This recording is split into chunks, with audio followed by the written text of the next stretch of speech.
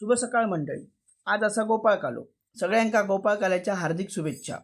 सकाळी उठलंय, न्हालंय, देवाची पूजा केलंय. रात्रीचे उरलेले पुरिये चाय बरोबर खाले. खिडक्यातून बघले तर खालती मैदानात दहीहंडीसाठी पोरा जमली होती. गोपाळकालो असा आणि पाऊस नाही असा होऊचाच नाही. पावसाही बरोबर जोरात पडा होतो. जसं दहीहंडी होयो तसो. नाश्ता करून झालो तसं खालती गेले. दहीहंडी बघण्यासाठी खूप लोक जमली होती. हडे पोरा चिखलात धुमशान घाली होती. चला दहीहंडीक फोडूक प्लॅनिंग करूक लागले. जो तो आपापले हुशारगे मारूक लागलो. एकदाचे कसेबसे 3 थर लायले. चौथो थर लायताना सगळे गळपाटले. नंतर कशीबशी पहिली मानाची दहीहंडी फोडले. नंतर सगळे दुसऱ्या दहीहंडीकडे गेले. ही रस्त्यावर दहीहंडी असल्यामुळे जरा खालीच होती.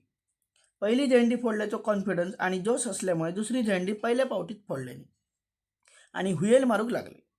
नंतर तिसऱ्या दहीहंडीकडे गेले. काय काय जंटा शर्ट काढून उडवू लागले. हयसर सुद्धा दहीहंडी कशी फोडूची याचा प्लॅनिंग चालू झाला. एवढं मोठं पाऊस पडत असताना कोण कोण पायपान पाणी मारूक लागले. मग कसे बसे 3 थर लायले, पण हात काय दहीहंडीक लागाना.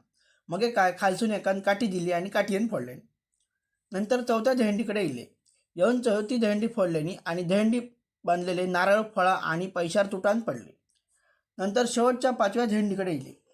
बघलेन तर ही दहीहंडी खूप उंच होती.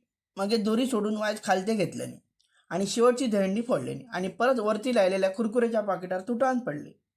मगे बाबलो समोसे वाटूक घेऊन इलो. एक समोसो घेतले आणि घरा गेले. धन्यवाद. देवा काळजी.